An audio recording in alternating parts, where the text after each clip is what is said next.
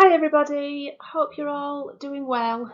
We're in our last week now of this half term, just a few more days now until you can have a break over the February half term, a few days off from your learning. We are really proud of how hard you've all worked these past few weeks. You're doing amazingly well, so just keep it up for these last few days and then we'll have a nice rest, catch up on some sleep, have a bit of a relax, ready to come back after the break. So this video I am sharing with you the final of our new learning powers. We've covered 3 of them in previous weeks. I hope you've been watching them from the weekly videos that I've been posting on the home learning page. We've covered so far resilience, where we've met Percy Penguin, and resourcefulness, where we have met Bertie Beaver, and then last week, reflectiveness, where we met Clive Crowe. So this week, the 4th and final learning power is reciprocity. And we'll be meeting our character that demonstrates reciprocity. So the character that has really strong reciprocal relationships. But let's start with making sure we're all clear on what reciprocity actually means. And I will be completely honest, this is one that I had to find out for myself, and it is actually quite a hard word to say as well, quite a difficult word to say, reciprocity. But it basically means, if I again consult my dictionary definition, it means the practice of exchanging things, so swapping things or sharing things with others for mutual benefits. So where everybody who is involved in that sharing or involved in that exchanging benefits from it, so gets something out of it.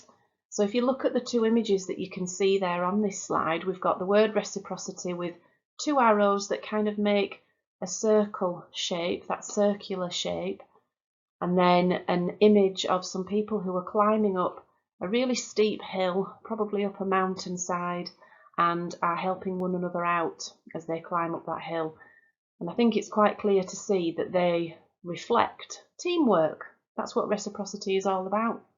It's about effective teamwork, being a good team member, working together, sharing ideas, being part of a team, learning from each other in that team.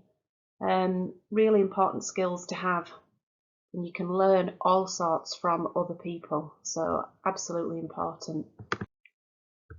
So if we have a look at what being a reciprocal learner means, then it means, and I'll share with you the images, improve your learning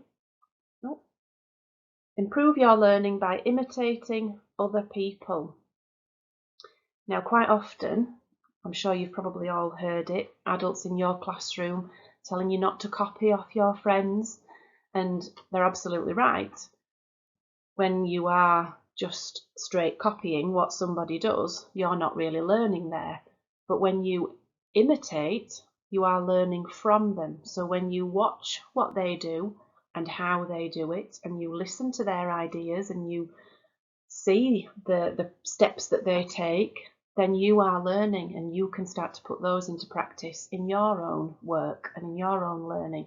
So there's a big difference there between just copying what somebody's doing, copying an answer, and imitating, or we might sometimes call it magpieing. We can magpie ideas, can't we? We talk about magpieing vocabulary. It's basically stealing vocabulary, but that's absolutely fine because it's imitating what someone else has used, but applying it and using it in your own learning.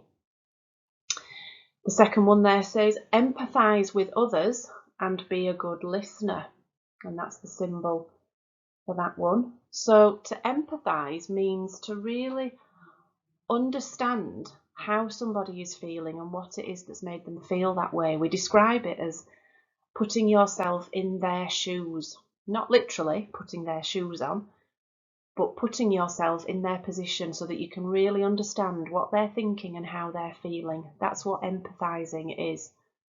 And being a good listener as well. You can't be a reciprocal person, you can't be a team worker if you're not a listener, if you don't listen to what other people have got to say, because they might have some amazing ideas.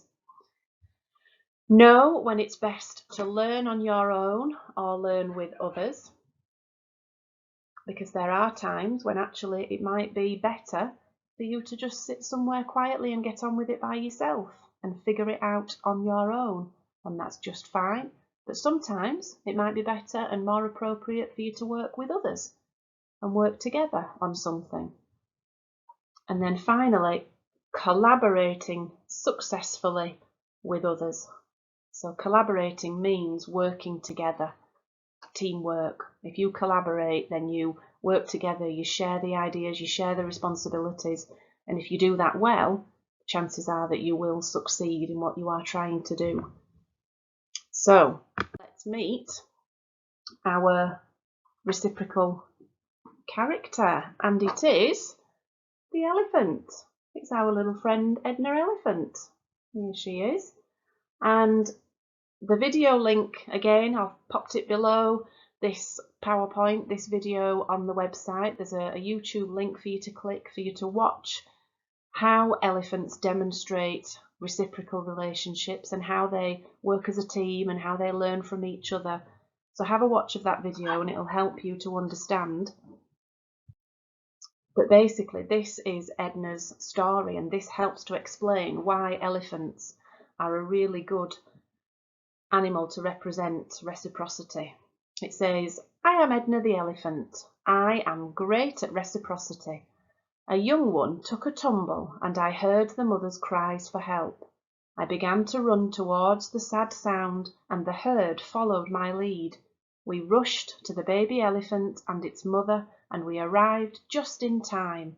Lions were on their way too. They had also heard the cries of the elephants, but they did not come to help. They came for a tasty meal. I felt so sorry for the mother and her calf. It was clear they were struggling. My team sprang into action. We worked together to get the job done. Some of us scared away the lions, whilst the rest helped the baby elephant get out of the hole he was in.